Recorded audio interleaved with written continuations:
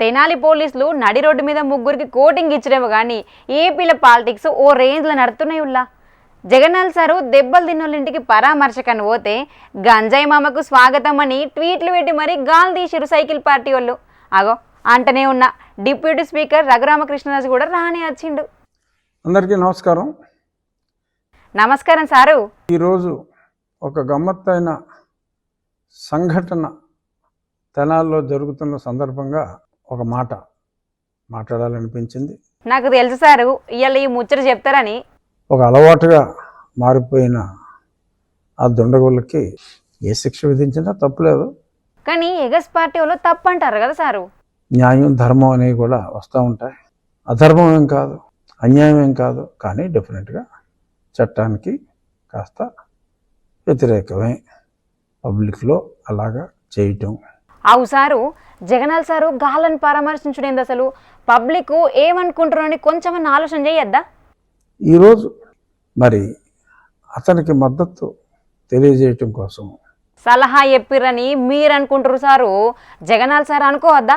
అసలే గా సారు ఎవ్వల మాటినడని బయట పెద్ద టాక్ ఉన్నది. మరి అప్పట్లో ఎంపీగా అదే పార్టీలో ఉన్న నన్ను 4 మంచి వ్యాఖ్యలు చెప్పినందుకు, అంటే సలహా, ఇప్పుడు క్రిటిసిజం ఎప్పుడూ స్ట్రాంగ్గానే ఉంటుంది. ఆహా, మీ పాయింట్ నాకు ఇప్పుడు అర్థమైంది సార్. భలే పాయింట్ దొరకబట్టిరుగా. మరి బాధ అనిపించవచ్చు. మరి అప్పుడు నేను జరుగుతున్న తప్పుల్ని వివరించవలసిన పరిస్థితి వచ్చినప్పుడు మరి తప్పుల్ని ఎత్తి చూపడం జరిగింది. మరి దాన్ని అన్యథా అతను అప్పుడు భావించి నన్ను దారుణంగా చిత్రహింసల పాలు చేశాడు. అన్యాయం సార్ ఇది. చూసా ఆ వీడియో. రోడ్డు మీద వాళ్ళని కొట్టింది నథింగ్.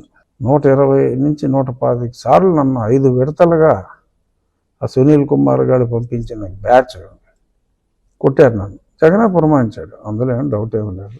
ఇది అయినా ఓదార్సుడు జగన్నాథ్ సార్కి అలవాటే కదా, అలవాట్లు పొరపాటుగా పోయిండేమో.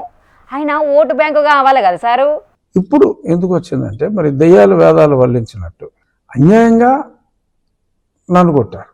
ఇప్పుడు దారుణమైన గంజాయి బ్యాచ్ని మరి కొడితే పోలీసులు వాళ్ళ మీద హత్యా ప్రయత్నం చేసిన, పైగా తగుదనమ్మా అంటూ పరామర్శకు వెళ్ళటం, మరి ఇది దిగజారుడు ఓట్ల రాజకీయానికి పరాకాష్ట. సరే, ఈ ప్రయత్నంలో అతను ఆ గతంలో వచ్చిన ఆ ఓట్లు కూడా రాని పరిస్థితికి వెళ్తాడు రాజకీయాల్లో. జగన్నాథ్ సారేమో 4 ఓట్లు పెరుగుతాయని పరామర్శకపోతే మీరేంటి సారు ఉన్నోట్లు కూడా పోతాయని పడుతుంది. రాజకీయాల్లో ఆత్మహత్యలు తప్ప హత్యలుండవు. ఇన్నారు కదా పబ్లిక్. కరెక్ట్ పాయింట్ పట్టుకున్నాడు రఘురామ సారు. మరి దీనికి పంక పార్టీ వాళ్ళ కాడ నుంచి కౌంటర్ ఏమొస్తుందో చూద్దాం, కానీ మీరు కడమ వార్తలు అయితే తినుండ్రి.